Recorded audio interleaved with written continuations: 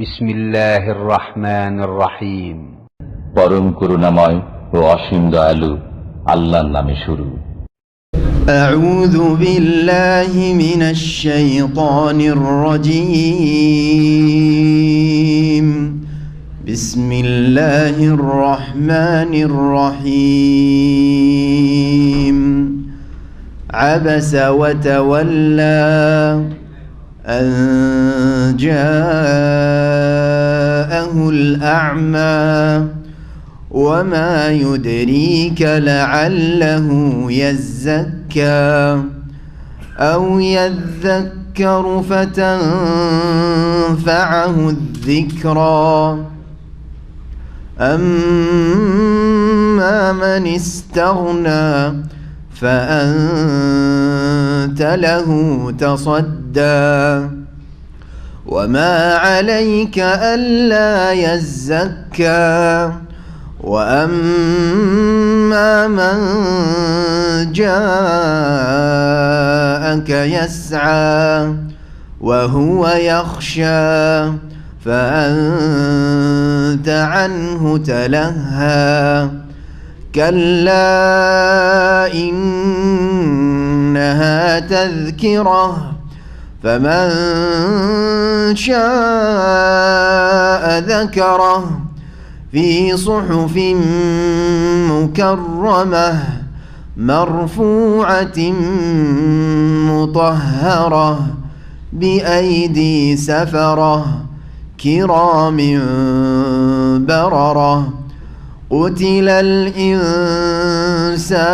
ما أكفره من أي شيء خلقه من نطفة خلقه فقدره ثم السبيل يسره ثم أماته فأقبره ثم إذا شاء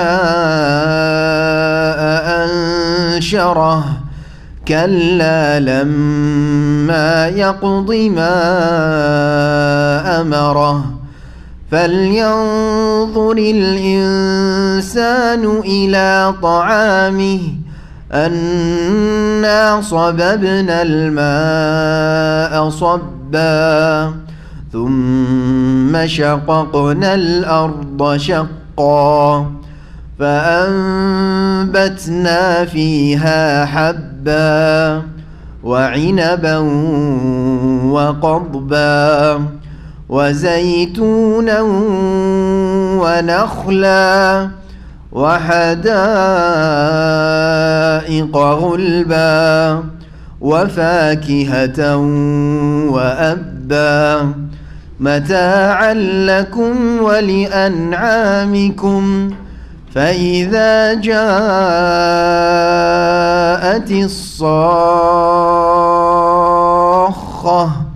يوم يفر المرء من أخيه وأمه وأبيه وصاحبته وبنيه لكل امرئ منهم يومئذ شأن يغنيه وجوه يومئذ مسفرة ضاحكة مستبشرة ووجوه يومئذ عليها غبرة ترهقها قترة أولئك هم الكفرة الفجرة. السلام عليكم ورحمة الله وبركاته. إن الحمد لله نحمده ونستعينه ونستغفره ونعوذ بالله من شرور أنفسنا ومن سيئات أعمالنا من يهده الله فلا مضل له ومن يضلل فلا هادي له وأشهد أن لا إله إلا الله وحده لا شريك له وأشهد أن محمدا عبده ورسوله صلى الله تعالى عليه وعلى آله وصحبه وسلم تسليما كثيرا. أما بعد فأعوذ بالله من الشيطان الرجيم. بسم الله الرحمن الرحيم. الحمد لله نحمده ونستعينه ونستغفره ونعوذ بالله من شرور أنفسنا ومن سيئات أعمالنا من يهده الله فلا مضل له ومن يضلل فلا هادي له وأشهد أن محمدا عبده ورسوله صلى الله تعالى عليه وعلى آله وصحبه وسلم تسليما كثيرا. أما بعد বিসমিল্লাহির রহমানির রহিম। আবাসা ওয়া তাওয়াল্লা আন জাআহুল আ'মা ওয়া মা ইউদরিকা লাআল্লাহু ইয়াযাক্কা আও ইয়াযাক্কারু ফাতানফা'ুহু যিকরা আম্মা মান ইস্তাগনা ফাআনতা লাহু তাসাদ্দা ওয়া মা আলাইকা আল্লা ইয়াযাক্কা ওয়া আম্মা মান জাআকা ইয়াসআ ওয়া হুয়া ইয়াখশা ফাআনতা আনহু তালাহা কাল্লা ইন্নাহা তাযকিরাহ। আল্লাহ রাব্বুল আলামিনের যাবতীয় প্রশংসা, যে মহান আল্লাহ আমাদের সৃষ্টিকর্তা, আমাদের সব কিছুর মালিক, আমাদের অন্তরের আবর্তন বিবর্তন পরিবর্তনের মালিক, যে মুকাল্লিবুল কুলুব, যাকে ইচ্ছা আল্লাহ রাব্বুল আলামিন ভালোর দিকে তার অন্তরকে পরিবর্তন করে দেন। যখন সেই ব্যক্তি তার জন্য সচেষ্ট হয়, আর যেই ব্যক্তি চেষ্টা করে না তাকে আল্লাহ রাব্বুল আলামিন পরিবর্তন করেন না। যেমন আল্লাহ রাব্বুল সব কিছুর মালিক, তেমন প্রত্যেক সৃষ্টিকে আল্লাহ রাব্বুল আলামিন সীমিত একটা ক্ষমতা দিয়েছেন, যেই ক্ষেত্রগুলিতে সে নিজেও মালিক। সে নিজেকে চাইলে পরিবর্তন করতে পারে, এর জন্য চেষ্টা করতে পারে, তার এতটুকু ক্ষমতা দিয়েছেন। আল্লাহ মানুষকে পাথরের মতো করে সৃষ্টি করেননি, বরং মানুষের মধ্যে একটা ক্ষমতাও আল্লাহ রাব্বুল আলামিন দিয়েছেন, যদিও সেটা সীমিত ক্ষমতা। সালাত এবং সালাম নাজিল হুসেন মুহাম্মদ রাসূলুল্লাহ সাল্লাল্লাহু আলাইহি ওয়াসাল্লামের উপর, যিনি মানব জাতিকে হেদায়েতের জন্য সর্বাত্মক চেষ্টা করেছেন জীবনে। আমাদের তাফসীর ধারাবাহিক চলছে জুজে আম্মা বা আম্মা পাড়ার। আমাদের দেশের মানুষেরা আম্মা পাড়াকে একটু হালকা করে আমপাড়া বলে। আমপাড়া না, আসলে আম্মা ইয়াতাসাআলুন থেকে শুরু হয় এই জুজটি, পার্টটি। আর জুজকে ফার্সি ভাষায় পাড়া বলা হয়, বুঝছেন না? পাড়াটা কিন্তু ফার্সি ভাষা। পাড়া মানে অংশ, পাড়া মানে পার্ট, পাড়া মানে জুজ। আরবিতে জুজ, ইংলিশে পার্ট, হ্যাঁ, বাংলায় অংশ, বাংলায় পাড়া। কি বলতে বাংলায় পাড়া, ফার্সিতে পাড়া, ফার্সিতে পাড়া, জি হ্যাঁ। উর্দুতে টুকরা, যদিও পাড়াটা ফার্সির প্রভাব আছে উর্দু ভাষার উপর, জি হ্যাঁ, কিন্তু উর্দুতে টুকরা। এই জন্য কোনো কিছুকে ভেঙে চূর্ণ বিচূর্ণ টুকরো টুকরো করলে পাড়া পাড়া করে দিয়ে, জি। কিন্তু বাংলার উপরে এত প্রভাব পড়েছে ধর্মীয় ক্ষেত্রে ফার্সির, যে নামাজ বুঝে সালাত বুঝে না, হ্যাঁ, দুরুদ বুঝে সালাত আলা নবী বুঝে না, রোজা বুঝে সম সিয়াম বুঝে না, হা করে তাকাইবে, ঠিক না? এরকম বহু শব্দের ক্ষেত্রে এরকম পাড়া বুঝে জুজ বুঝে না, জি। আমপাড়া বুঝে কিন্তু জুজে আম্মা বুঝে না, জি। বোঝার চেষ্টা করুন। বলার উদ্দেশ্য হচ্ছে আরবি ইসলামিক পরিভাষাগুলি বোঝার চেষ্টা করেন। একজন আরবিয়ানকে যদি বুঝাইতে হয়, তাহলে আপনি আম্মা পাড়া বললেও বুঝবে না, আমপাড়া বললেও বুঝবে না, হা করে তাকাবে যে কী বলছে আদা, হ্যাঁ। কিন্তু জুজে আম্মা যদি বলেন। আমপাড়ার তৃতীয় সূরার তাফসীর আজকে হবে সূরাতু আবাসা। তা দিয়ে শুরু করব, সময় যদি আমাদের কাছে থাকে তো তারপরে সূরাটিরও তাফসীর ইনশাআল্লাহ তাআলা শেষ করব। আল্লাহ যেন তৌফিক দান করে। আল্লাহ বলছেন বিসমিল্লাহির রহমানির রহিম, আবাসা ওয়া তাওয়াল্লা। এই হচ্ছে প্রথম আয়াত। এই আয়াত থেকে শুরু করে 10টি আয়াত, ফাআনতা আনহু তালাহা, এই পর্যন্ত। আর যদি কেউ বলে কাল্লা ইন্নাহা তাযকিরা, তবুও চলবে। 10টি অথবা 11টি আয়াতের সম্পর্ক হচ্ছে বিশেষ একটি ঘটনার সাথে, যেই ক্ষেত্রে তাফসীরকারগণ, তাফসীরবিদগণ সকলে একমত, কারণ ঘটনাটি সহি হাদিসে রয়েছে। নবী করিম সাল্লাল্লাহু আলাইহি সাল্লাম প্রখ্যাত সাহাবী, অন্ধ সাহাবী আব্দুল্লাহ বিন উম্মে মাকতুম রাদিয়াল্লাহু তাআলা আনহুর ঘটনা। এই হচ্ছে এই আয়াতগুলি নাজিল হওয়ার প্রেক্ষাপট বা শানে নজুল। শানে নজুল মানে নাজিল হওয়ার কারণ, প্রেক্ষাপট।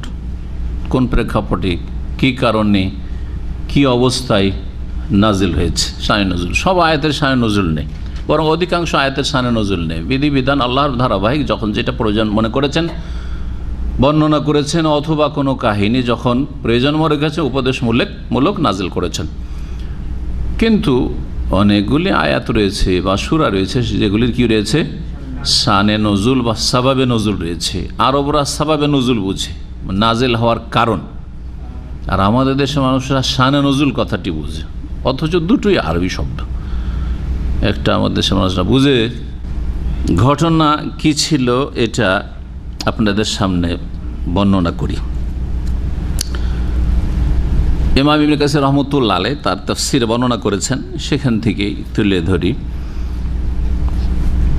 বলছেন যে যাকারা গায়রু ওয়াহিদ মিনাল মুফাসসিরিন, অনেক তাফসীরকারগণ উল্লেখ করেছেন যে আন্না রাসূলুল্লাহ সাল্লাল্লাহু আলাইহি ওয়াসাল্লাম কানা ইয়াওমান ইউখাতিবু বাযা উযামায়ে কুরাইশ ওয়া কাদ তামা ফি ইসলামিহি। রাসূলুল্লাহ সাল্লাল্লাহু আলাইহি ওয়াসাল্লাম কোনো একদিন কুরাইশদের বড় বড় নেতৃস্থানীয় ব্যক্তিদের সাথে ইসলাম সম্পর্কে, ইসলামের দাওয়াত নিয়ে কথা বলছিলেন, আলোচনা করছিলেন, মজলিসে ছিলেন, আর আশা করছিলেন যে আজকে মনে হয় এদেরকে বুঝিয়ে নিতে পারবো, আর এই নেতাগুলিকে আমি আজকে মুসলিম বানিয়ে নিতে পারবো। ফাবাইনামা হুয়া ইউখাতিবু ইউনাজিহি ইয আকবালা ইবনু মাকতুম। এই কথোপকথন চলছিল, তাদের সাথে কথা বলছিলেন রাসূলুল্লাহ সাল্লাল্লাহু আলাইহি ওয়াসাল্লাম। হঠাৎ করে এসে পৌঁছিলেন সাহাবী আব্দুল্লাহ ইবনে উম্মে মাকতুম রাদিয়াল্লাহু তাআলা আনহু। ওয়া কানা মিম্মান আসলামা কাদিমান, প্রথম যুগেই ইসলাম গ্রহণ করেছিলেন এই সাহাবী মক্কায়। ফাজাআলা ইয়াসআলু রাসূলুল্লাহ, অন্ধ মানুষ তো তার দেখে না যে কি চলছে না চলে। চোখ থাকার একটা ফায়দা আছে, যে এখন হয়তো খুব ব্যস্ত আছেন, আমার দিকে দেখছেন না বা খেয়াল করছেন না, তো থামি একটু পরে কথা বলবো।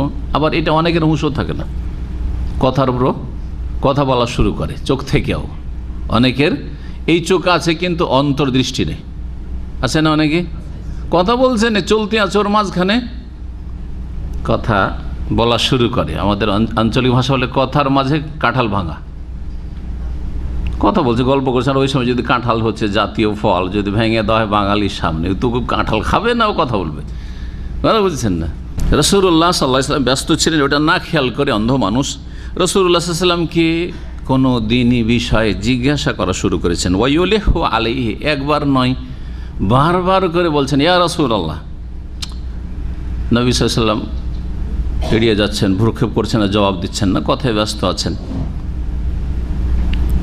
আবার বলছে ইয়া রাসূলুল্লাহ, ইয়া রাসূলুল্লাহ। তো এইরকম ভাবে তিনি বারবার করে রাসূলুল্লাহ সাল্লাল্লাহু আলাইহি ওয়াসাল্লামের দৃষ্টি আকর্ষণ করছিলেন। আর রাসূলুল্লাহ সাল্লাল্লাহু আলাইহি ওয়াসাল্লাম মনোযোগী হয়েছিলেন কাফেরদের হেদায়েতের জন্য, যে যদি পারি এদেরকে হেদায়েত করতে, জাহান্নাম থেকে উঠিয়ে নিয়ে আসতে।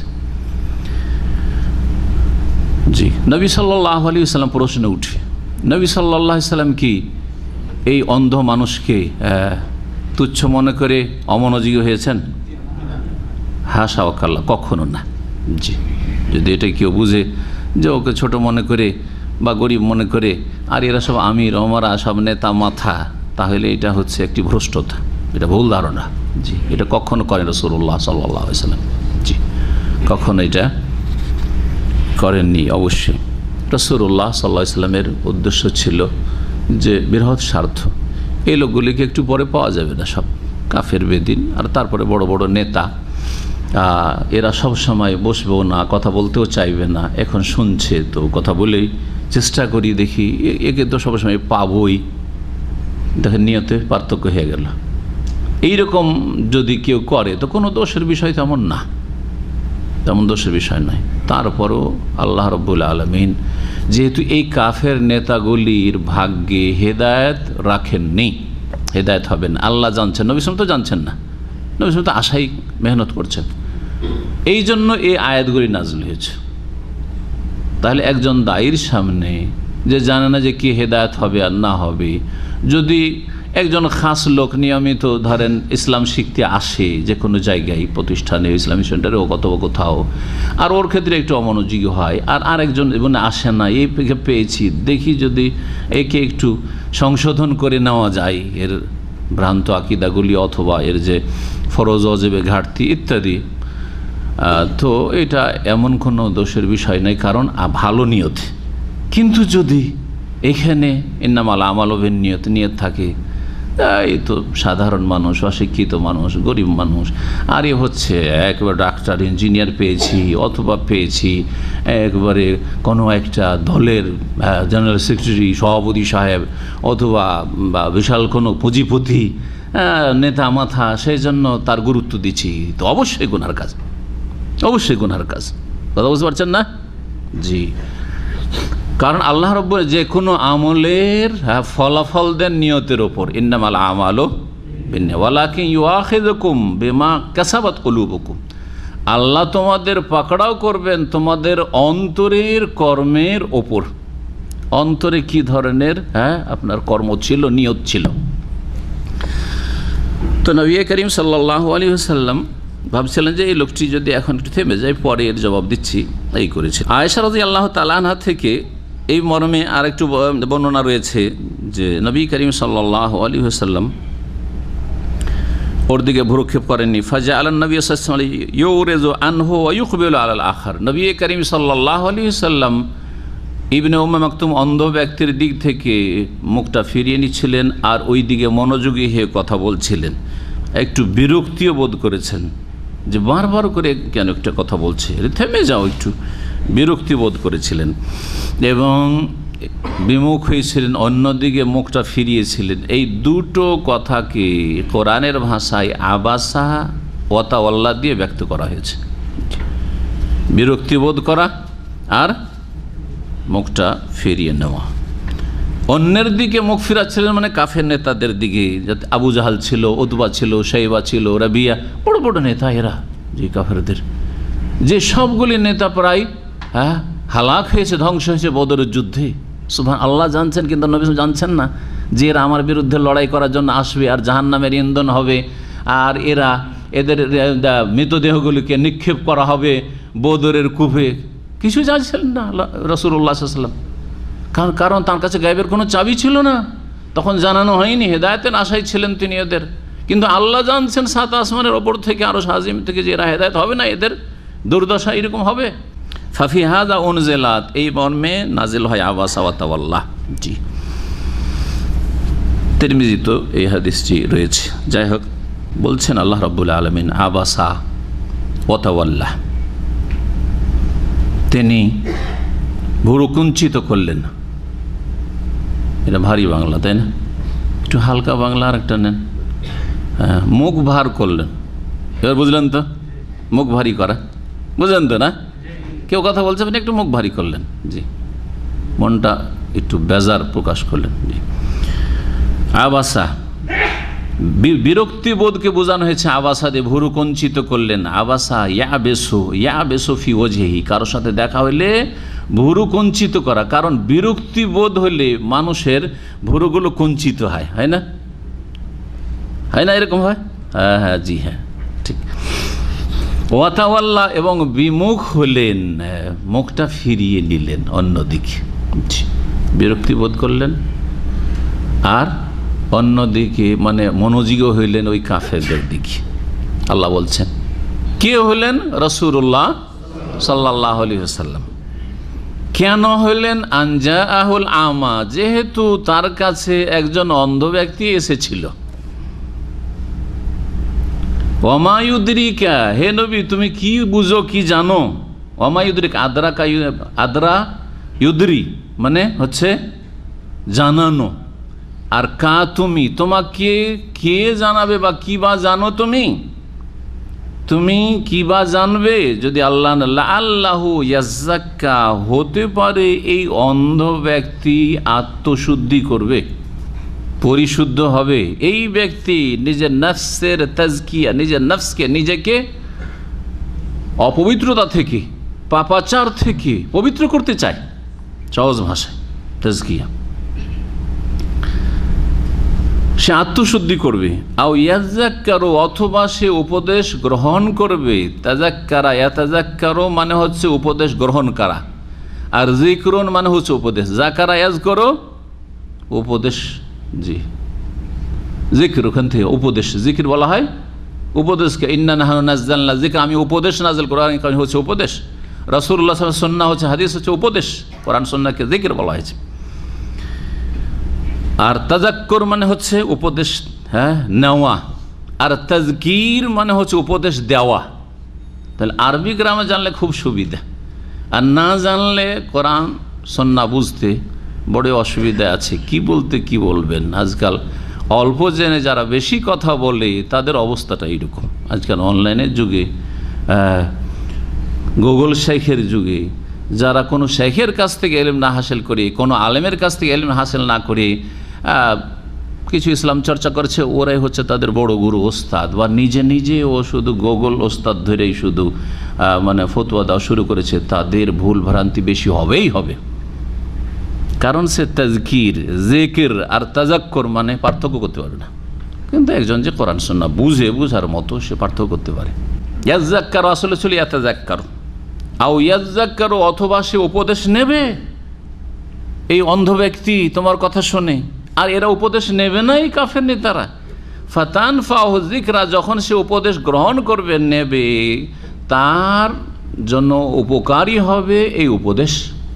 তোমার উপদেশ তার জন্য উপকারী হবে, ফলপ্রসূ হবে, তাকে লাভবান করবে। ফাতানফাহু।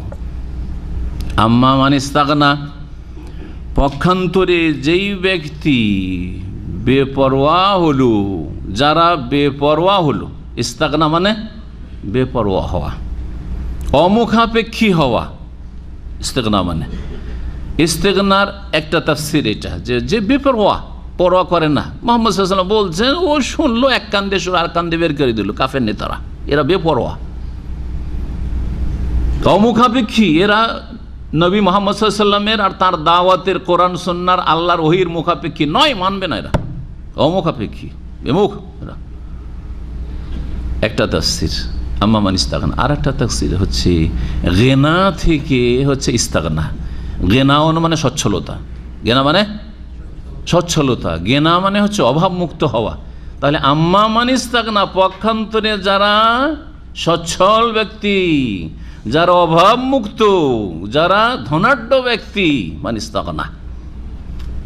আল্লাহ বলছেন, যাদেরকে দেখলে যে সব নেতা মাথা আর এরা অভাবমুক্ত সচ্ছল ব্যক্তি মক্কার, ফাআনতা লাহু তাসাদ্দা, হে নবী মুহাম্মদ সাল্লাল্লাহু আলাইহি ওয়াসাল্লাম, তুমি তাদের ক্ষেত্রে মনোযোগী হচ্ছ। তাসাদ্দা মানে কারো পেছনে পড়ে যাওয়া, লেগে যাওয়া তার পেছনে, লেগে যাওয়া। এখানে মনোযোগী ভাব অর্থ এটি, কিন্তু তাসাদ্দা মানে কারো পিছনে লেগে যাওয়া। পিছনে লেগে যাওয়া বিভিন্ন রকম হয়। কাউকে বোঝানোর জন্য ওর পিছে লেগেছে, অথবা কেউ ভিক্ষা করার জন্য পিছে লাগে না। আজকাল দাড়িওয়ালা দেখলে রাস্তাঘাটে ফকির পিছে লেগে যায়। যার দাড়ি যত বড় দেখবে তত বেশি আপনার পেছনে ভিক্ষুক লাগবে। যারা দাড়িওয়ালা তারা বুঝে বেশি, ঠিক কিনা? জি হ্যাঁ। আরে ভাবাই জানে যে ভিক্ষুক সুস্থ, 25 বছর 30 বছর বয়স, গাড়িতে বসতে যাচ্ছি, এই সেন্টার থেকে নেমে এসে হাজির, রাস্তায় হাঁটছি, সালাম আলাইকুম, ই চাওয়া সালাম। আজকাল একটা নতুন সালাম উঠেছে, আরব দেশে পাওয়া যায়, ওটা ভিক্ষা করা সালাম। জীবনও সালাম দেবে না, কিন্তু ভিক্ষা করার জন্য সালাম দেবে। এসে বলবে এনা মাফি আক্কেল, খাইনি, মিথ্যু, কত খাবে সে, সারাদিন চাইছে এরকম করে। জি, কেউ 10 রিয়াল, কেউ 5 রিয়াল, কেউ আরও বেশি 50 দিচ্ছে, কেউ দিচ্ছে না। পেশা এটা তাসাদ্দা, পেছনে লেগে যায়। আর অনেকে কাপড় ধরে টানাটানি শুরু করে, দেশেও দেখেছি এরকম। ভালো মানুষ দেখলে কাপড় ধরে টানতে শুরু করে, যতক্ষণ কিছু না দেবেন ছাড়বে না। জি হ্যাঁ, আপনার মুখের সামনে হাত ধরবে এরকম করে, না দিলেও হাত হটাইবে। তাসাদ্দা মানে হয়েছে কারো পেছনে পড়ে যাওয়া। জি, শত্রুতার জন্য উঠে পড়ে লাগা, পিছনে পড়া, ওই ক্ষেত্রেও তাসাদ্দা ব্যবহৃত হয়। তার ক্ষেত্র বিশেষে তখন অর্থ পাল্টে গেল। এখানে নবী করিম সাল্লাল্লাহু আলাইহি ওয়াসাল্লাম তাসাদ্দা ওজামায়ে কোরাইশের বড় বড় নেতাদের পেছনে পড়েছেন, মানে মনোযোগী হয়েছেন তাদের ক্ষেত্রে, যে দেখি পারি কিনা এদেরকে হেদায়েত করতে। এই লোকগুলি যদি হেদায়েত হয়ে যেত, একটার কারণে গোটা বংশ তাদের হেদায়েত হয়ে যাবে। একজন হেদায়েত হলে গোটা মক্কার লোক হেদায়েত হয়ে যাবে। আবু জাহল হেদায়েত হয়ে গেল, ঠিক না? নিয়তটা ভালো ছিল, আশাও ভালো ছিল, তারপর আল্লাহ রব্বুল আলামিন সবচেয়ে বেশি জানেন এবং আল্লাহ রব্বুল আহকামুল হাকিমিন, তার কথায় আদেশ নিষেধ সবচেয়ে বেশি হেকমা এবং প্রজ্ঞা রয়েছে। আল্লাহ রব্বুল আলামিন সেটাকে পছন্দ করেন নাই। নবী করিম সাল্লাল্লাহু আলাইহি সাল্লামকে হালকাভাবে, সুন্দরভাবে সতর্ক সাবধান করেছেন, ওয়ামা আলাইকা আল্লাহ ইয়াজ্জাক্কা, তোমার কোনো দোষ নেই। ওমা আলাইক, আজকালকার আরবরাও এই ভাষাটা কিন্তু ব্যবহার করে। কারো ক্ষেত্রে যদি বলেন যে অমুক তো এইরকম বলছে, মা আলাইক আমিন, হ্যাঁ, ওর কোনো পরোয়া নাই, এই ক্ষেত্রে ব্যবহার করে মা আলাইক। ওমা আলাইকে, তোমার কোনো দোষ নেই, তোমার ওপর কোনো কিছু বর্তাবে না, মানে কোনো দোষ হবে না তোমার। আল্লাহ ইয়াজ্জাক্কা, এই কাফের নেতারা যদি আত্মশুদ্ধি না করে, বড় নেতা বলে ভাবছো, এরা বড় অভাবমুক্ত ধনী, সেই জন্য ভাবছে এদের হেদায়েতের কথা। ওমা আলাইকা, তোমার কোনো দোষ নাই, কোনো ক্ষতিও করতে পারবে না। আল্লাহ ইয়াজ্জাক্কা, যদি আত্মশুদ্ধি না করে, এরা যদি ঈমান ইসলাম গ্রহণ না করে, এরা যদি হেদায়েত না হয়, কোনো ক্ষতি করতে পারবে না তোমার। ওমা আলাইকা আল্লাহ ইয়াজ্জাক্কা। ওয়াম্মা মান জাআকা ইয়াসআ, পক্ষান্তরে যে তোমার কাছে আসলো, কাকে সম্বোধন করছেন? রাসূলুল্লাহ সাল্লাল্লাহু আলাইহি ওয়াসাল্লাম। আল্লাহ সম্বোধন করছে, হে নবী তোমার কাছে আসলো সে ইয়াসআ, ছুটে। ইয়াসআ মানে দৌড় দিয়ে আসা, ছুটে আসা। সে বাহ্যিক দৌড় দিয়ে আসা একটা আভ্যন্তরীণ দৌড় দেওয়া, দুটোতে পার্থক্য আছে, কিন্তু দুটোকে সা বলা যেতে পারে। সায়ুন মানে আসলেই দৌড় দিচ্ছেন আপনি, মানে স্পিডটা আপনার চলার বেশি। মসজিদের দিকে যদি এইরকম দৌড় দিয়ে আসেন তো সওয়াবের কাজ প্রশংসিত না অপছন্দনীয়, নিন্দিত, নিষিদ্ধ? নবী সাল্লাল্লাহু আলাইহি ওয়াসাল্লাম মসজিদের দিকে একামত হয়ে গেছে, নামাজ শুরু এসে যেন দৌড় দিয়ে আসতে নিষেধ করেছেন। ভালো কাজ নয় যে দৌড় দিয়ে রাকাত ধরার জন্য, রুকু ধরার জন্য এক শ্রেণীর লোকেরা একেবারে ছুটে মরিয়া উঠে পড়ে গেলেও দাঁত মুখ ভেঙে যাবে ওর। এরা মূর্খ, এরা যারা দৌড় দেয়। নিষেধ আছে, ফালা তাতুহা তাসাউন, মসজিদে এইরকম সাই দৌড় দিয়ে আসবে না, ঝাঁপিয়ে আসবে না।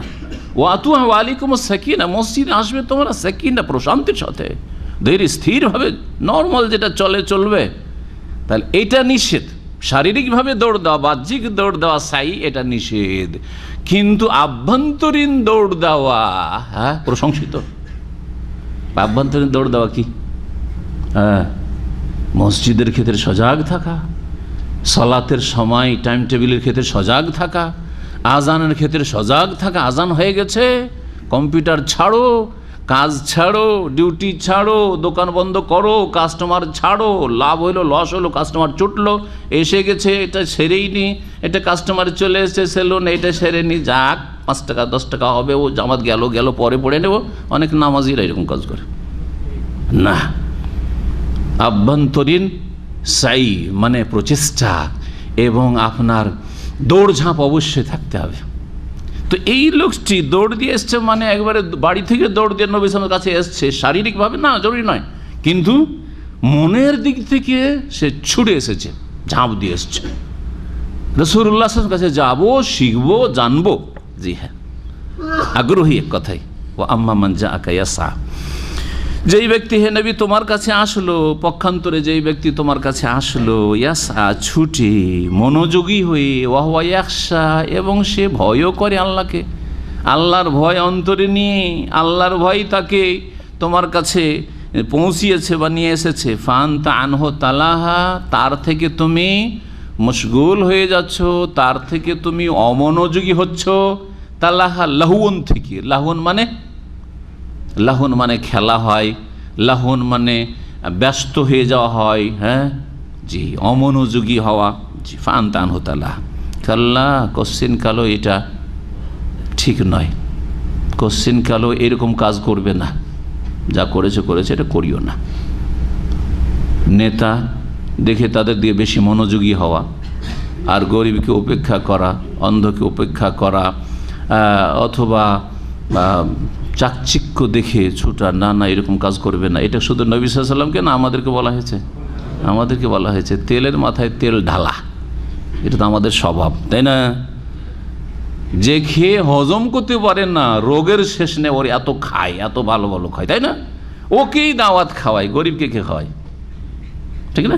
জি, কাল্লা কোশ্চেন কাল, এটা উচিত না।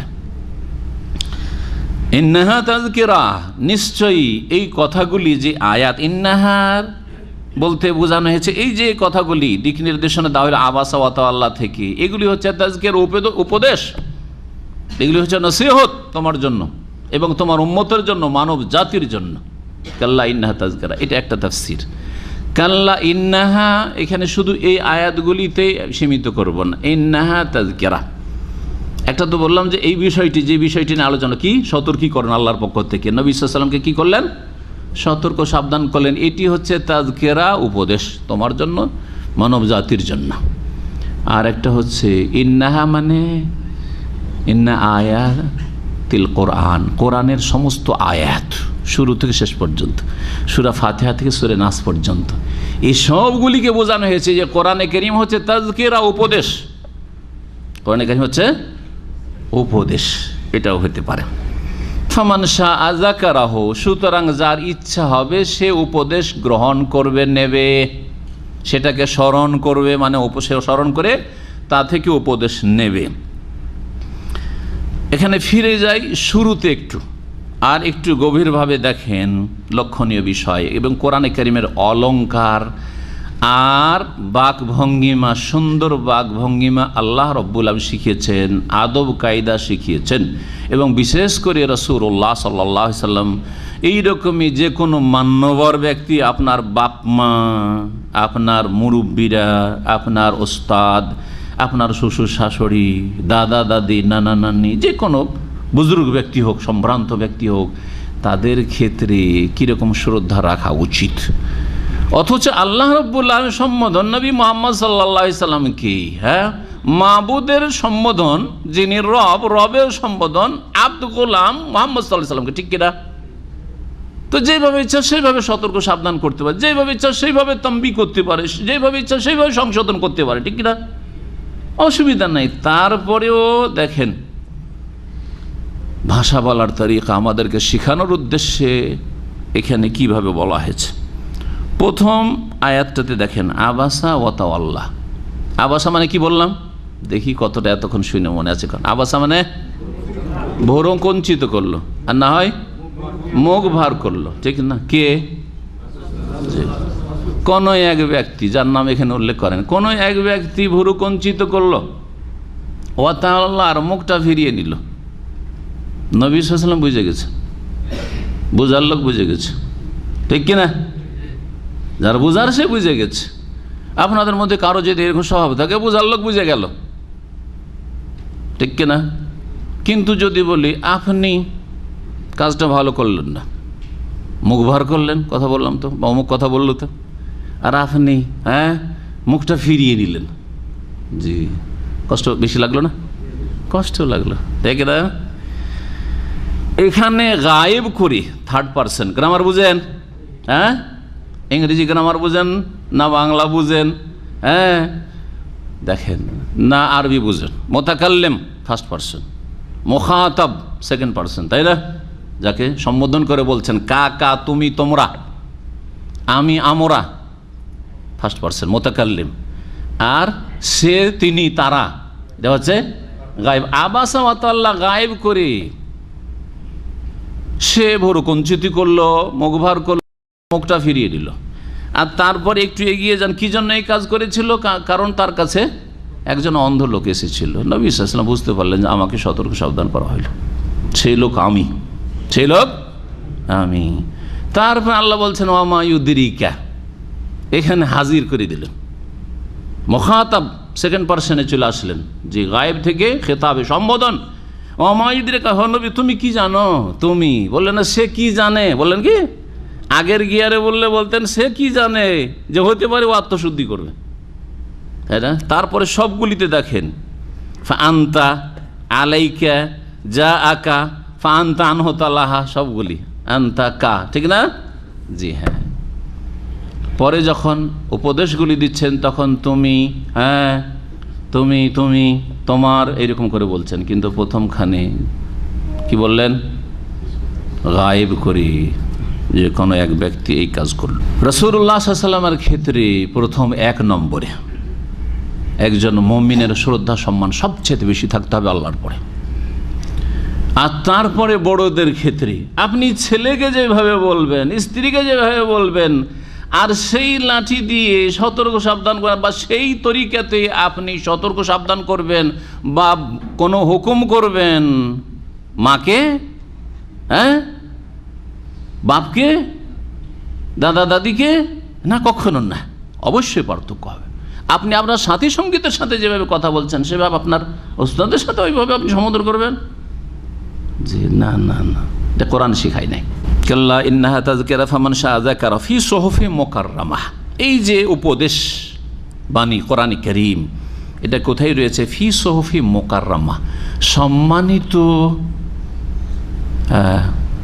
পত্র সমূহে রয়েছে। সাহিফাতুনের বহুবচন হচ্ছে সোহফ। জি জি, সম্মানিত লিপিগুলিতে রয়েছে। জি, সাহিফা। জি, অর্থাৎ সুরক্ষিত ফলকে লৌহে মাহফুজে রয়েছে। কোরআনে কারীম কোথায় লেখা আছে? লৌহে মাহফুজ। বাল হুয়া কোরআনুম মাজিদুন ফি লৌহে মাহফুজ, সূরাতুল বুরুজে রয়েছে। লৌহে মাহফুজে সেটা রয়েছে। সেখান থেকে এই উপদেশগুলি নাজিল হচ্ছে জিবরাইল আলাইহিস সালামের মাধ্যমে রাসূলুল্লাহ সাল্লাল্লাহু আলাইহি ওয়াসাল্লামের কাছে। মারফুআতি মুতাহহারা, যেগুলি হচ্ছে মর্যাদাপূর্ণ। মারফুয়া, রাফা মানে উঠানো, হ্যাঁ, ওপরে করা। তো মারফুআতুন মানে যেগুলি হচ্ছে কি সুউচ্চ মর্যাদাপূর্ণ। মুতাহহারাতিন আর পুত পবিত্র। জি, যেগুলি পবিত্র। এক তো সেগুলি সর্বোচ্চ স্থানে রয়েছে, এমন স্থানে লৌহে মাহফুজে রয়েছে যেখানে কোনো মানুষ জিন পৌঁছিতে পারে না, কোনো মানুষ শয়তান জিন শয়তান পৌঁছিতে পারে না, সেখানে কোনো গণকের হাত পৌঁছিতে পারে না, সেখানে কোনো জ্যোতিষীর জ্ঞান পৌঁছিতে পারে না, যেখানে কোনো ইবলিশ শয়তান তার চেলা পৌঁছিতে পারে না। মারফুয়া, মোতাহার এবং পাক পবিত্র এইসব, হ্যাঁ, মন্দ শক্তি থেকে, মানুষ শয়তান জিন শয়তানের শক্তি থেকে। কারণ আকাশের সংবাদ জিন শয়তানরা কিছু কান লাগিয়ে শুনে নিয়ে আসার চেষ্টা করে জমিনে, আর গণক জ্যোতিষীদের কানে কুটুর কুটুর করে গিয়ে বলে যে আগামীতে এই হবে, আগামীতে এই হবে, আগামীতে পাকিস্তানের প্রধানমন্ত্রী অমুক হবে। এক পীরনি বলছে, ও কি করে গায়েব জানলো? হ্যাঁ, ওকে ওই জিন শয়তানের ওপর থেকে কিছু ওহি করেছে, কিছু কানে। আর না হইলে অনুমান ভিত্তিক বলেছে। আর আমরা যেমন আমের গাছ থেকে ঢেলা মেরে আম পাড়তাম, 2-4-5টা ঢেল মারলে 2-4টা তো পড়বে, 1-2টা মিস যাবে, আর যার যেমন নিশানা ভালো ওই রকম কাজ হবে, ঠিক কিনা? তো ওই রকম। জি হ্যাঁ। আর মূর্খ জাহেল বদাকিদায় বিশ্বাসী, শিরকি কুফরিতে বিশ্বাসী, মন্ত্রতন্ত্র, আর যারা এইসব জ্যোতিষীদের আর গণকদের কথায় বিশ্বাসী, কুফরি আকিদায় আর ইসলামী আকিদায় কোনো পার্থক্য নেই, ইসলামের কোনো জ্ঞান নেই, তারা বিশ্বাস করছে তোমার গরু হারিয়ে গেছে অমুক জায়গায়, তোমার ছেলে হারিয়ে গেছে অমুক জায়গায় চলে গেছে, হ্যাঁ আমি দেখলাম আমার বিদ্যা বুদ্ধি দিয়ে, বিশ্বাস করছে আর শির কুফরি করে ইমান হারাচ্ছে। মোতাহারা পাক পবিত্র, সেখানে কোনো শক্তির হাত পৌঁছে না। বেআইদি সাফারা, আইদি ইয়াদুনের বহুবচন, ইয়াদ মানে হাত, আর সাফারা সাফিরের বহুবচন। সাফারা কিসের বহুবচন? সাফিরের। জি, সাফির মানে হচ্ছে দূত। সাফির মানে রসুল মানেও দূত হয়, আর সাফির মানেও দূত হয়। আজকালকার অ্যাম্বাসেডার রাষ্ট্রদূতকে কি বলে জানে? সাফির বলে। রাষ্ট্রদূতকে, যে দূত ব্যক্তি, ওকে কি বলে? সাফির বলে। আর এমবেসিকে কি বলে? সাফারা বলা হয়। যে বেআইদি সাফারাতিন, তাহলে সাফির মানে দূত হলো, আর বহু বচন হচ্ছে সাফারা। দূতগণের হাতে সেগুলি, মানে দূতগুলির মাধ্যমে সেটা আসে নবী মুহাম্মদ সাল্লাল্লাহু আলাইহি সাল্লামের হাতে। এই দূত বলতে জিবরাইল আলাইহিস সালামকে বোঝানো হয়েছে, আর তার সহযোগী মালাইকাকে বোঝানো হয়েছে। জি, সাফারা অন্যান্য ফেরেশতা মালাইকাদের বোঝানো হয়েছে, তারা হচ্ছে আল্লাহর দূত। জি, আল্লাহর সফির, আল্লাহর রসুল, তারা রসুল মিনাল মালাইকা, রসুল মিনাল মালাইকা। জি জি, জাইলিল মালাইকা তো রসুলান, জনগণ বুঝে যে শুধু নবী রসুলগণ রসুল, নবী রসুলগণ মানুষের রসুল, মানুষের হেদায়েতের জন্য সরাসরি মানুষের কাছে এসে তারা হেদায়েতের কথা বলবেন, আসমানের কথা, ওয়াহির কথা বলবেন, এরা হচ্ছে মানুষের রসুল। আর ফেরেশতাদের মধ্যেকার রসুলের কথা কোরআনে কারীমে আল্লাহ সূরা ফাতজাইলিল মালায়েকাতে রসুলান, আল্লাহ মালায়েকাদের মধ্য থেকে কি করেছেন? রসুল, দূত বানিয়েছেন। উলি আজনিহাতিন, যারা বেশ কিছু ডানা পাখা বিশিষ্ট, তাদের ডানা রয়েছে, কারো কম কারো বেশি। জি, জিবরিল আলাইহিস সালামের 600 ডানার কথা সেই হাদিসে রয়েছে। তাহলে এই কোরআনে কারীম লৌহে মাহফুজ থেকে নেমে আসে কার মাধ্যমে? হ্যাঁ, দূতদের মাধ্যমে। সেই দূতেরা কেমন? তাদের হাতে এগুলি থাকে, কোনো হাত ওখানে জিন শয়তান পৌঁছিতে পারে না। কেরামিন, করিমের বহু বচন, যারা বড়ই সম্মানিত। বারারাতিন, বররুনের বহু বচন, যারা বড়ই নেক সৎ। জি হ্যাঁ, ফেরেশতারা নেক। জি হ্যাঁ, কেরামিন বারারা, এই শব্দগুলি একটি হাদিসে রয়েছে। কোরআনে কারীমের আলেম, হাফেজ, কারি, খাদেম এবং কোরআনে কারীম তেলাওয়াতের সাথে সাথে এবং তার অর্থ বোঝার সাথে সাথে কোরআনে কারীমের যারা অনুসারী, যারা বাস্তবায়ন করে, আমল করে, তাদের প্রশংসা নবী করিম সাল্লাল্লাহু আলাইহি ওয়াসাল্লাম আল মাহির বিল কোরআন মা সাফারাতিল কিরামিল বারারা, যারা কোরআনে কারীমের পারদর্শী, মাহির, তারা মা সাফারাতিল কিরামিল বারারা, তারা ওই সমস্ত দূতদের সাথে অবস্থান করবে যারা আল কিরাম সম্মান। এই সাফারা শব্দ আসলে এখানে এসছে না, ওই হাদিসও সাফারা আসলে। জি হ্যাঁ, সাফারা কারা? ফেরেশতা দূতেরা। আল কিরাম, এখানে কিরামিন বারারা এসছে, ওই হাদিসও এসছে কিরাম, যারা সম্মানিত, ওই সম্মানিতদের সাথে হবে যারা কোরআনের পণ্ডিত, যারা কোরআনের যারা মাহের, তারা। জি, আল বারারা নেকদের সাথে, সৎদের সাথে হবে, সৎ ফেরেশতাদের সাথে হবে। তাদের জায়গা হবে সেই দিন জান্নাতে এই সম্মানিত ফেরেশতাদের সাথে, যারা সাফারা, কেরাম, বারারা, যারা কোরআন ভালো পড়তে পারে এবং কোরআন ভালো বুঝে, কোরআনের প্রতি ভালো আমল করে, কোরআনের দিকে ভালো দাওয়াত দেয়। পারফেক্ট যেটা হইল, যতটা কমবে ততটা মর্যাদা কমবে। আর যারা কোরআন পড়ে কিন্তু কষ্ট হয়, কোরআন বুঝে কিন্তু খুব কষ্ট করে বুঝে, কিছু বুঝে কিছু বুঝতে পারে না। ওয়াল্লাযী ইয়াকরাউল কোরআনা, আর আরেক শ্রেণী লোক যারা কোরআন পড়ে, ওয়া হুয়া আলাইহি শাক্কুন, ওয়া ইয়াতাতাউ ফীহি, আর কোরআন পড়ে তো উচ্চারণ সহি শুদ্ধ করতে পারে না, বড়ই কষ্ট। ইয়াতাতাউ ফীহি মানে তোতলামি করে, শুদ্ধ উচ্চারণ করতে পারে না। ওহু আলাইহি শাক্কুন, চেষ্টা করে কিন্তু বড়ই কঠিন হয় ওদের জন্য উচ্চারণ করা। ছোট থেকে কোরআন শুদ্ধ করে পড়ে নাই, যার ফলে ও জবান আর ঘুরতে চায় না। আর ওই ভাষা ও না মাতৃভাষা, আর মাতৃভাষা ছোটোতে পড়েনি, হয়তো বড় হয়ে পড়ছে, জিভা ঘুরছে না, হয় কি হয় না?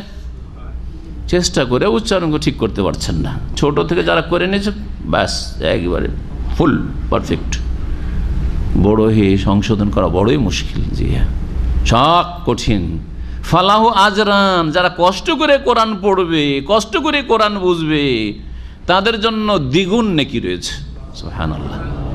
একটা হচ্ছে কোরআন তেলাওয়াতের, কোরআন পড়ার আর তরজমা বোঝার চেষ্টা করার নেকি, আর একটা হচ্ছে কষ্ট করার নেকি, দ্বিগুণ নেকি। তাহলে এ দ্বিগুণ পেল, আর ওই যারা কোরআনের পণ্ডিত তারা তাহলে কম পেল নাকি? ওরা তো ওর অনেক ওপরে চলে গেছে, ফেরেশতাদের সাথে তাদের অবস্থান হয়ে গেছে। শুধু এটা ভাবে না যে এরা দ্বিগুণ পেল তো ওরা মনে হয় একগুণ, না, ওরা আরও ওপরে। এরাই যদি নিচের যারা কোরআন পড়ুয়া তারাই যদি এই 2 গুণ পায়, তাহলে যারা কোরআনের মাহেরিন, যারা পারদর্শী পণ্ডিত, তারা কত পাবে আল্লাহর কাছে আল্লাহ ভালো জানেন। আল্লাহ যেন আমাদেরকে বঞ্চিত না করেন। কুতিল আল ইনসানু মা আকফারাহ।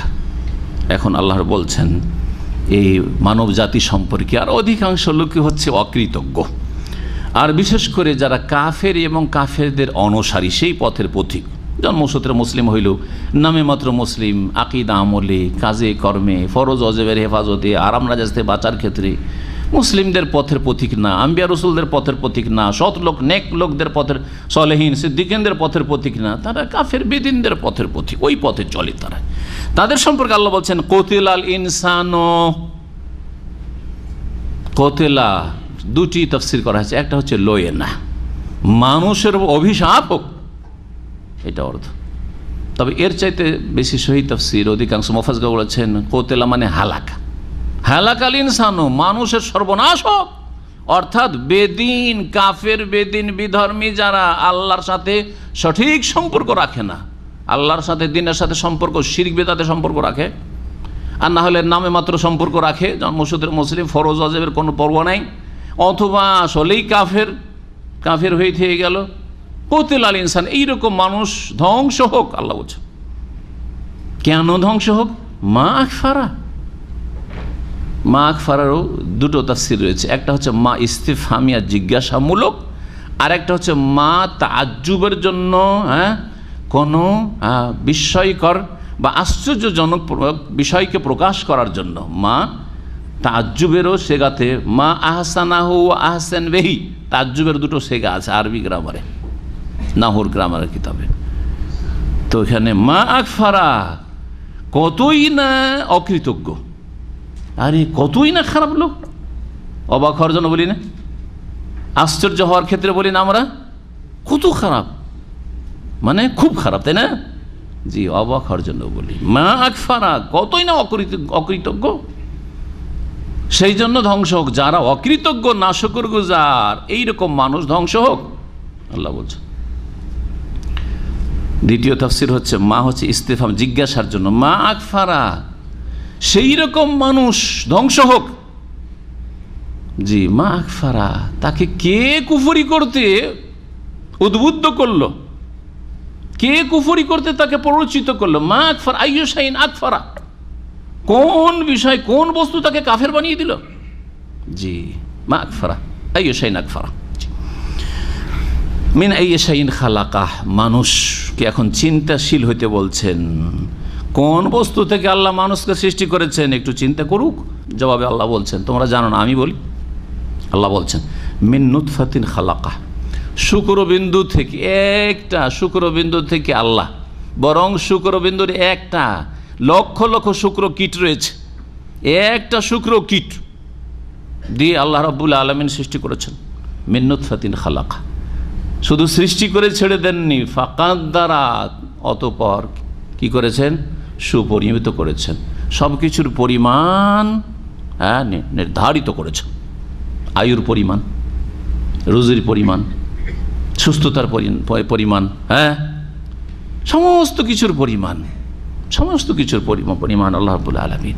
হায়াত, মত, স্থান, শিক্ষা, কাজকর্ম, ভালো না মন্দ।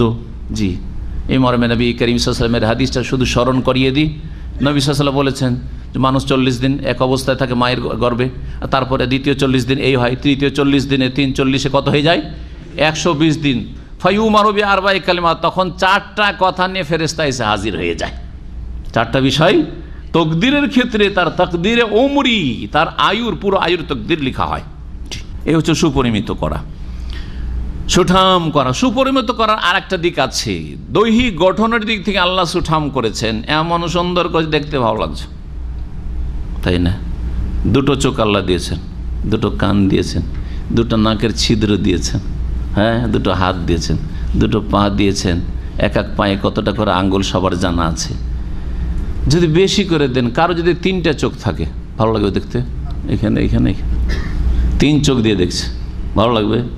এখানে আর একটা চোখ, পিছনেও দেখতে পারে, ক্ষমতা তো তার বেশি, দেখতে ভালো লাগবে। সুবহানাল্লাহ, যত ভালো হলে ভালো, তত ভালো করে আল্লাহ মানুষকে সৃষ্টি করেছেন। সুবহানাল্লাহ। জি, নাককে এখানে না দিতে এইখানে দিতেন। জি, সুবহানাল্লাহ। জি, হাতের আঙ্গুল 6 আঙ্গুল মানুষ দেখেছি, দেখতে খারাপ লাগে। অনেকে বিয়ে করে না, বাছাবাছি করে, ওই 6টা আঙ্গুল আছে, ও বিয়ে করবো না বা বিয়ে দেবো না। সুম্মা সাবিলা ইয়াসসারা, অতঃপর রাস্তা সহজ করে দিয়েছেন। মানুষকে সৃষ্টি করার পরে কি করেছেন? রাস্তা সহজ করে দিয়েছেন। এই রাস্তা সহজ করারও 2টা তাফসীর আছে। একটা হচ্ছে মাতৃগর্ভ থেকে ভূমিষ্ঠ হওয়ার রাস্তাকে সহজ করে দিয়েছেন। আল্লাহ যদি মাতৃগর্ভে রেখে দিতে, তোকে বের হইতে দেবো না, 10 মাস পুরা হয়ে যাচ্ছে, ও বের হইতেই পারে না, হয় না, পেন উঠেই না, মায়ের প্রসব বেদনায় উঠে না। জি হ্যাঁ, গেল সিজার করা, বলছে বাচ্চা মারা গেছে, শেষ। আল্লাহ যদি আপনাকে আমাকে তাই করে দিতেন, তো কোথায় দুনিয়া দেখতেন, আর কোথায় অহংকার করার সুযোগ পেতেন, আর কোথায় কুফরির সুযোগ পেতেন আপনি? হে কাফের, হে বেদিন, জি, কোথায় পাপ করার সুযোগ পেতেন আপনি? চিন্তা করুন আপনি। সুম্মা সাবিলা ইয়াসসারা, রাস্তা সহজ করে দিয়েছেন নির্গমনের, পৃথিবীতে আসার। আল্লাহু আকবার, সহজভাবে নিয়ে এসছেন, সুস্থ করে নিয়ে এসছেন। আবার ধীরে ধীরে ধীরে ধীরে আল্লাহর বড় করেছেন। যখন যে ওজনটা থাকা উচিত সেই ওজনটা সেই সময় থাকলে আপনি সুস্থ, না হলে 3 মাস বয়স 6 মাস বয়স আর যদি 20 কিলো 25 কিলো হয়ে যান, ডাক্তার বলছে অসুস্থ ছেলে। ওজন বেশি হলেও অসুস্থ, ওজন কম হলেও অসুস্থ, ঠিক না? গ্রোথ বেশি হইলেও অসুস্থ, গ্রোথ কম হইলেও অসুস্থ। জি, কত রাস্তা সহজ করেছেন আল্লাহ রাব্বুল আলামিন। এটা একটা সহজ করার রাস্তা। আর একটা রাস্তার কথা দ্বিতীয় তাফসীর আয়াতের, সেটা হচ্ছে মানুষকে আল্লাহ সৃষ্টি করে গবাদি পশুর মতো ছেড়ে দেননি, হিংস্র পশুর মতো ছেড়ে দেননি, বরং আল্লাহ রাব্বুল আলামিন তার হেদায়েতের জন্য এই যে সাবিল মানে সিরাতে মুস্তাকিম, জান্নাতের রাস্তাকে ইয়াসসারাহু, সহজ করে দিয়েছেন। জান্নাতের রাস্তা সন্ধান করে তলাশ করার জন্য সহজ করে দিয়েছেন আল্লাহ রাব্বুল আলামিন। জ্ঞান দিয়েছেন, আকলে সালিম, সুস্থ মস্তিষ্ক, সুস্থ বিবেক বিবেচনা, যা দিয়ে অনেক ক্ষেত্রে আমরা সিদ্ধান্ত নিতে পারি। সত্য কথা বলা ভালো, মিথ্যা বলা হারাম, মানুষের উপকার করা ভালো, ক্ষতি করা মন্দ, বুঝি না? জি হ্যাঁ, এরকম বহু কথাই বুঝি, বহু কথাই বুঝি যা ইসলামে স্বীকৃত, ইসলামে আছে, ইসলামের বিধিবিধান। আর অনেক ক্ষেত্রে জ্ঞান অত দূর পৌঁছিবে না, কিন্তু জ্ঞানের দৌড় সীমিত। সুতরাং সেখানে এই জ্ঞানকে সুষ্ঠুভাবে পরিচালনা করার জন্য আল্লাহ রাব্বুল আলামিন ওহীর বিধান নাযিল করেছেন, কোরআন ও হাদিস নাযিল করেছেন। কোরআন ও হাদিসটা সঠিক করে বুঝিয়ে দেওয়ার জন্য যুগে যে আম্বিয়া রাসূলগণকে আল্লাহ রাব্বুল আলামিন পাঠিয়েছেন। সুম্মা সাবিলা ইয়াসসারা, জান্নাতের রাস্তাকে সহজ করে দিয়েছেন। এইভাবে জান্নাতের রাস্তাকে সহজ করে দিয়েছেন। যদি আমাকে আপনাকে আল্লাহ বোধ শক্তি না দিতেন যে মায়ের মাঝে আর স্ত্রীর মাঝে পার্থক্য কি, এই বোধ শক্তি দিয়েছেন আল্লাহ রাব্বুল আলামিন। আপনার বোন আর আপনার স্ত্রীর মাঝে পার্থক্য কি, আপনার স্ত্রী আর আরেকজন বেগানা মহিলা এর মাঝে পার্থক্য কি, সেটা জ্ঞান দিয়ে উপলব্ধি করা হোক। আর যদি জ্ঞান কাজ না করে তো শরীয়তের বিধান, নেকাহ বিয়ে করা সওয়াবের কাজ, সহবাস স্ত্রীর সাথে সব নেকির কাজ, আর জেনা করা হচ্ছে বড় কাবিরা গুনাহ। জি হ্যাঁ, সুম্মা সাবিলা ইয়াসসারা, জান্নাতের রাস্তাকে সহজ করে দিয়েছেন, জাহান্নামের রাস্তা থেকে বেঁচে থাকা সহজ করে দিয়েছেন আল্লাহ রাব্বুল আলামিন। আল্লাহু আকবার, আল্লাহ শুকরিয়া আদায় করেন, বড় আলহামদুলিল্লাহ।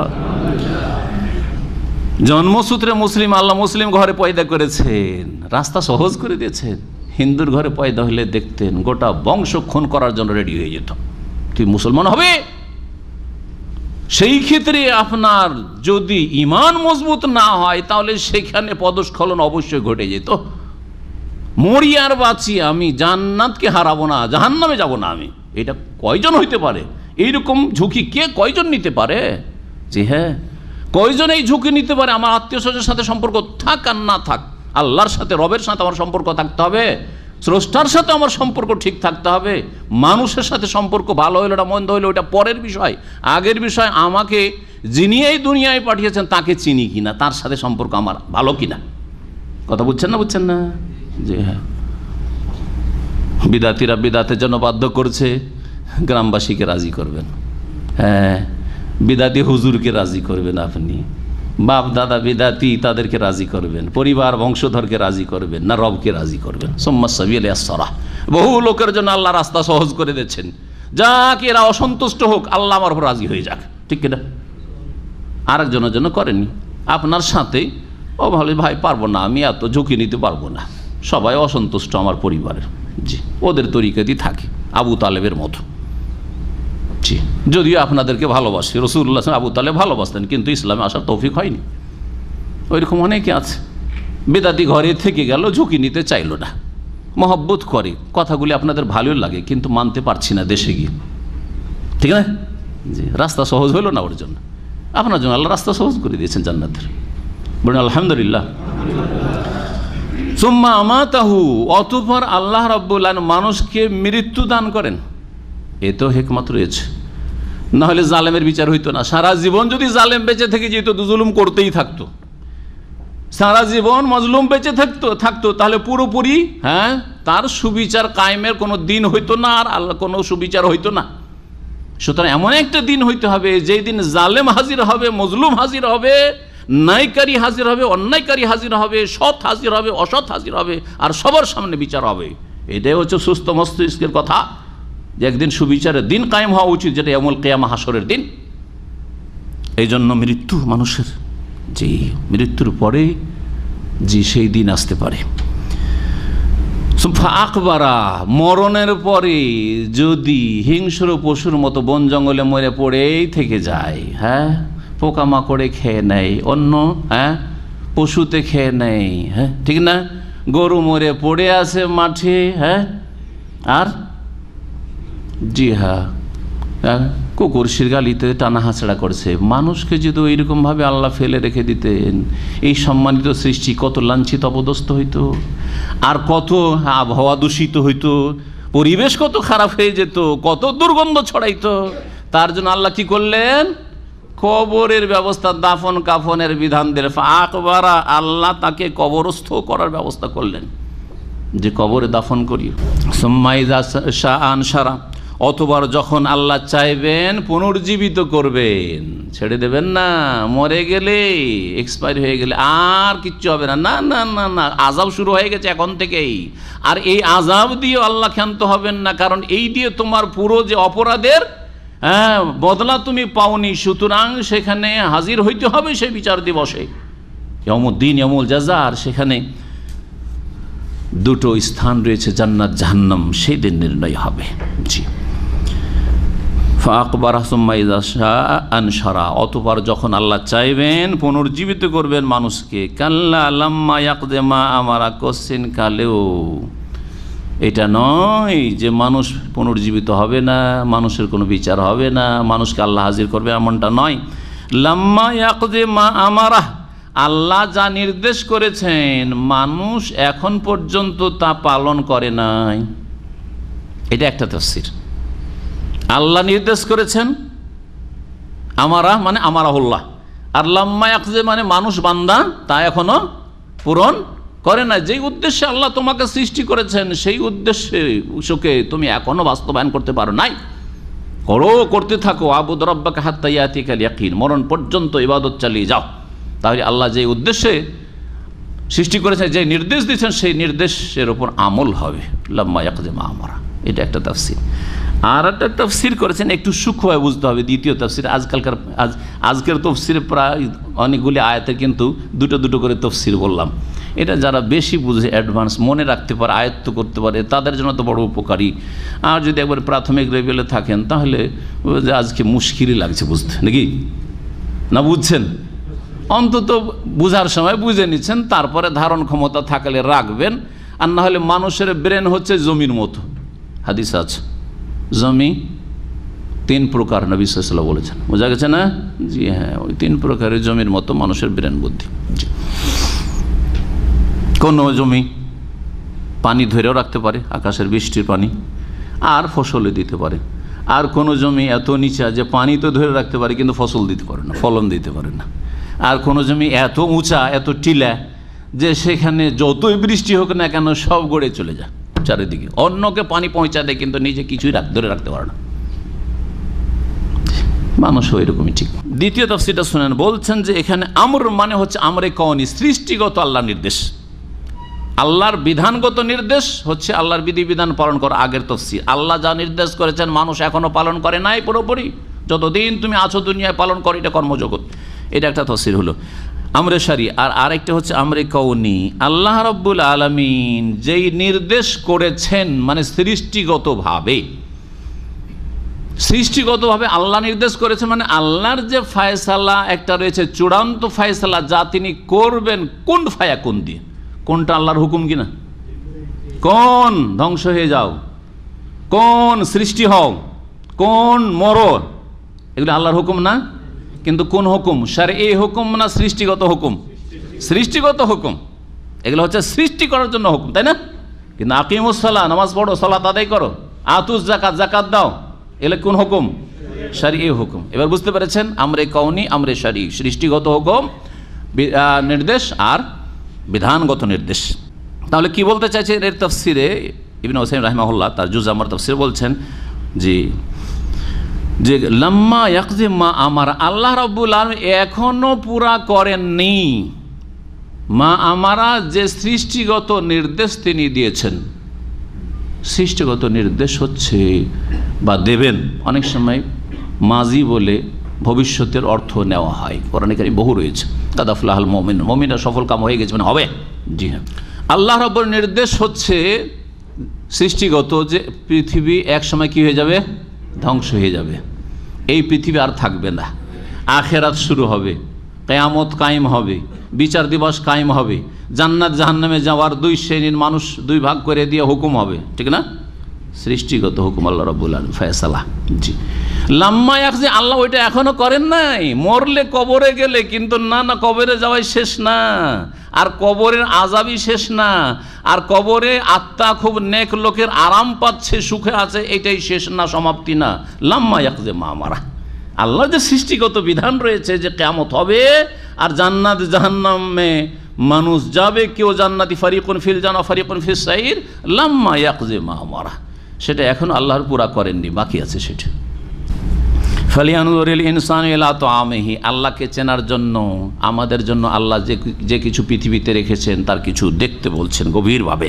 বলছেন মানুষ একটু গভীরভাবে দেখুক, চিন্তা করি, ইলা তাআমিহি, নজর দিক দেখুক, ইলা তাআমি, তার খাদ্য বস্তুর দিকে।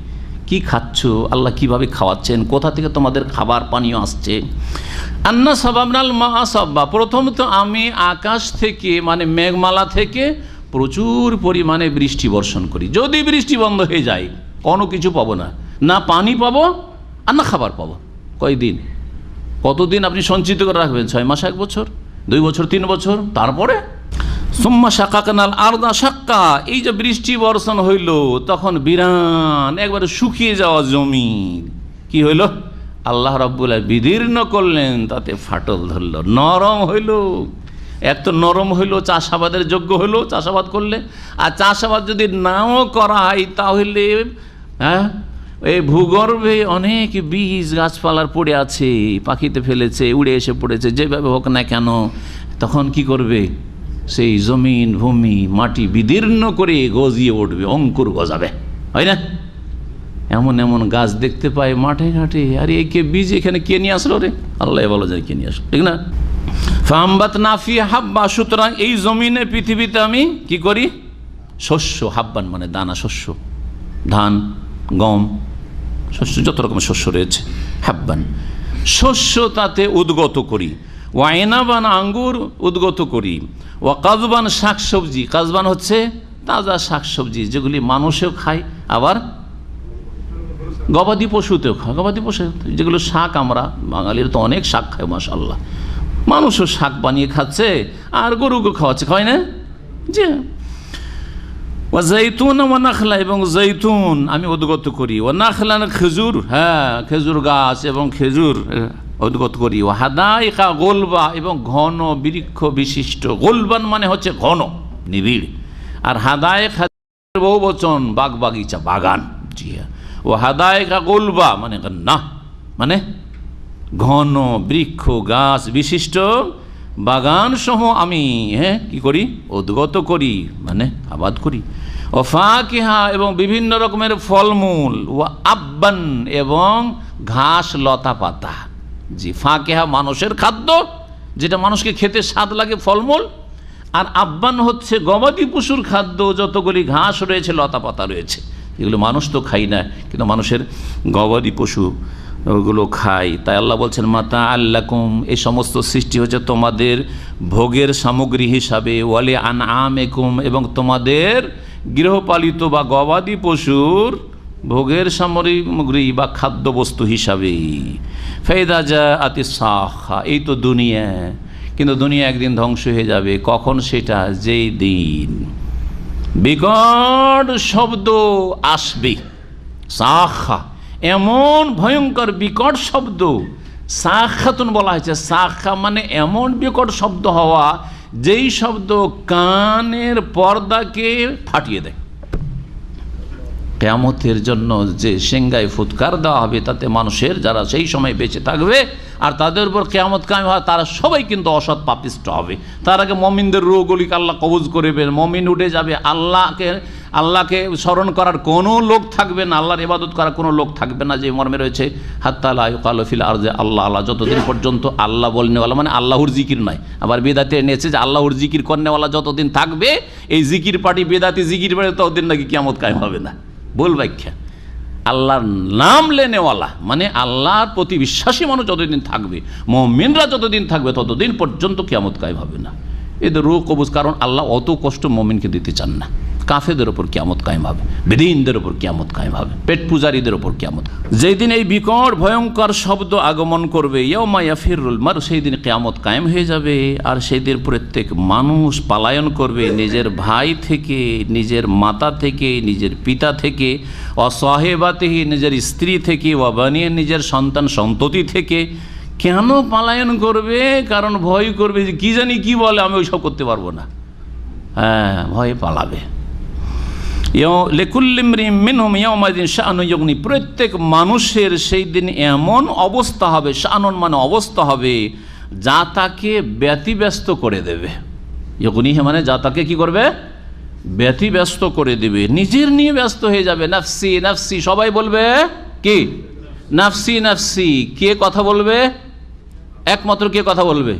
নবী করিম সাল্লাল্লাহু আলাইহি ওয়াসাল্লামের হাদিস রয়েছে, আল্লাহর সাথে একমাত্র কথা বলবে সেই দিন, সহিহ বুখারী হাদিস, ওয়ালা ইয়াতাকাল্লামু ইয়াওমাইযিন ইল্লা রাসূলু, রসুলগণ ছাড়া সেই দিন কেউ কথা বলার সাহস করবে না। তারপর অন্যান্য নবী রসুল কেউ সুপারিশের জন্য আসতে রাজি হবে না, সেই হাদিসও জানা আছে আপনাদের। শেষ পর্যন্ত সমস্ত মানুষ ছুটে যাবে কার কাছে? যখন আদম থেকে নিরাশ, নূহ থেকে নিরাশ, ইব্রাহিম থেকে নিরাশ, মুসা ঈসা সবার আলাইহিমুসসালাম জামিয়ান তাদের থেকে নিরাশ, তারা কেউ রাজি হলো না। নাফসি নাফসি, ইযহাবু ইলা গায়রি, যাওয়ার কাউকে খোঁজো, আর কাউকে খোঁজো। তখন আসবে রাসূলুল্লাহ সাল্লাল্লাহু আলাইহি সাল্লামের কাছে, আর পীরেরা বড় বড় জাহাজ নিয়ে আসবে।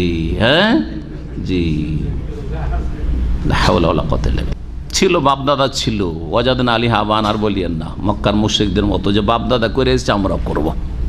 বাপদাদা ভুল করেছে, আল্লাহ মাফ করে দেন, তারা জানতো না, কিন্তু আপনার চোখ খুলে গেছে, এখন চোখ খুলে কোরআন হাদিস মেনে চলেন। ওজুহু ইয়াওমাইযিন মুসফিরা, এখন মানুষকে আল্লাহ দুই ভাগে ভাগ করছেন। হাসরের মাঠে মানুষ দুই ভাগে বিভক্ত হবে। এক দলের চেহারা বলছেন, কতক লোকের চেহারা এমন হবে ইয়াওমাইযিন সেই দিন, মুসফিরা কি হবে? উজ্জ্বল হবে। মুসফিরা উজ্জ্বল হবে। দাহিকাতুন, জি হাসি মুখে তো, দাহিকা যাক মানে তার হাসি মুখে, আরে হাসবে সেই দিন, হাসি খুশি সেই দিন, জি সহাস্য হবে। মুস্তাবশিরা, আর প্রফুল্ল হবে, আনন্দিত হবে সেদিন, ভিতরে আনন্দ আর চেহারায় হাসি ফুটবে। জি এই জন্য দাহিকা বলা হয়েছে, মুস্তাবশিরা বলা হয়েছে। আর আনন্দ কখন হয়? যখন মানুষের জন্য সুসংবাদ হয়। কখন? দুঃসংবাদে আনন্দ হয়, কখন আনন্দ হয় না। আনন্দিত তখনই হয় যখন সুসংবাদ আসে। ফেরেশতারা বলবে, ওয়াবশিরু বিল জান্নাতিল্লাতী কুনতুম তুআদুন, সুসংবাদ জান্নাতের তোমাদের জন্য। লাকুমুল বুশরা ফিল হায়াতিদ দুনিয়া ওয়া ফিল আখিরা, আরে দুনিয়াতেও সুসংবাদ ছিল তোমাদের জন্য, এখন আখিরাতে তোমাদের জন্য সুসংবাদ। এ বুশরার কথা রয়েছে, ওখান থেকে মুস্তাবশিরা। ওয়া ওজুহু ইয়াওমাইযিন আলাইহা গাবারা, আর কতক চেহারা সেই দিন কাফের এবং কাফেরদের অনুসারী, কাফেরদের সাথে থাকা ভালোবেসেছে দুনিয়ায়, কাফেরদের মতো কর্মকাণ্ড ভালোবেসেছে, কাফেরদের মতো সালাতের সময় ঘুমিয়ে থেকেছে, কাফেরদের মতো শিরিক করেছে, ধর্মের নামে কুসংস্কার বিদাত করেছে। জি হ্যাঁ, সুতরাং তাদের সাথেই উঠতে হবে, বিনা তওবায় চলে গেলে, বিনা সংশোধনে চলে গেলে। সেই দিন কতক চেহারা কি হবে? আলাইহা গাবারা, সেই চেহারাগুলি ধুলো ধূসরিত হবে, সেগুলিতে ধুলো বালি ছেয়ে থাকবে। সুবহানাল্লাহ। গাবার, গোবার থেকে, গোবার মানে এই যে আমাদের পূর্ব এলাকায় সৌদি আরবের ইস্টার্ন প্রভিন্সে মিনতাকা শারকিয়া, এতে যে ধুলো উড়ে, তখন এটাকে কি বলা হয়? আরবিতে গোবার বলে, এই যে গাবারা, ওখান থেকে কতক চেহারা ধুলো ধূসরিত হবে। তার হাকুহা কাতার, আর কালিমা তাদের মুখমণ্ডলের চেহারায় ছেয়ে যাবে, কালো হয়ে যাবে। আল্লাহু আকবার, কালো হয়ে যাবে তাদের চেহারা। উলাইকা হুমুল কাফারাতুল ফাজারা, তারা কারা? যারা হচ্ছে কাফের এবং পাপিষ্ঠ। হয় কাফের, আর কাফের না হলে এত পাপিষ্ঠ যে কাফেরদের মতো। তাদের কাছে জেনা আর জেমাই কোনো পার্থক্য ছিল না, জেনা আর স্ত্রী সহবাসে কোনো পার্থক্য ছিল না। তাদের কাছে পয়সাই ছিল মুখ্য, দুনিয়ার স্বার্থই ছিল মুখ্য। তার জন্য খুন করতেও দ্বিধা না, জুলুম করতেও দ্বিধা না, সুদের টাকা আর মেহনত করা, ডিউটি করা টাকায় কোনো পার্থক্য ছিল না। ঘুষের টাকা আর সরকারি বেতনে কোনো পার্থক্য তাদের কাছে ছিল না। শিরক করা, আল্লাহর ইবাদত করায় কোনো পার্থক্য ছিল না। মসজিদে গিয়ে সালাত আদায় করার, মাজারে সেজদা করে কোনো পার্থক্য ছিল না। হ্যাঁ, লাইলাতুল কদর আর শবে বরাতে তাদের কোনো পার্থক্য ছিল না। ঈদুল ফিতর, ঈদুল আজহার, ঈদে মিলাদুন নবী, এই 3 ঈদে কোনো পার্থক্য ছিল না। সবটাই সওয়াবের কাজ। জি হ্যাঁ, জি হ্যাঁ, এরা হলো ফাজারা, এরা হলো ফাজারা। এই অবস্থায় যদি চলে যায় তো এদের চেহারাগুলি সেদিন মলিন হবে, কালো হবে, ধুলো ধূসরিত হবে। আল্লাহ যেন আমাদের হেফাজত করেন, তাওহীদ সুন্নাতের পথে চলার তৌফিক দান করেন এবং নবী করিম সাল্লাল্লাহু আলাইহি সাল্লামের সার্বিক ক্ষেত্রে অনুসারী হওয়ার তৌফিক দান করেন। আল্লাহ রাব্বুল আলামিন যেন ফরজ ওয়াজিবের হেফাজতের তৌফিক দান করেন এবং শিরক বিদআত থেকে বেঁচে থাকার তৌফিক দান করেন। হারাম নাজায়েজ থেকে আমাদেরকে বাঁচিয়ে রাখেন। চরিত্র ভালো গঠন করার তৌফিক দান করেন। মন্দ কথা কাজ থেকে, খারাপ চরিত্র থেকে, নিচু শ্রেণীর মানুষের চরিত্র থেকে আল্লাহ আমাদেরকে যেন বাঁচিয়ে রাখেন। হালাল রুজিতে বরকত দান করেন, হারাম রুজি থেকে দূরে রাখেন। সুবহান রাব্বিকা রাব্বিল ইজ্জাতি আম্মা ইয়াসিফুন ওয়া সালামুন আলাল মুরসালিন ওয়া আলহামদুলিল্লাহি রাব্বিল আলামিন।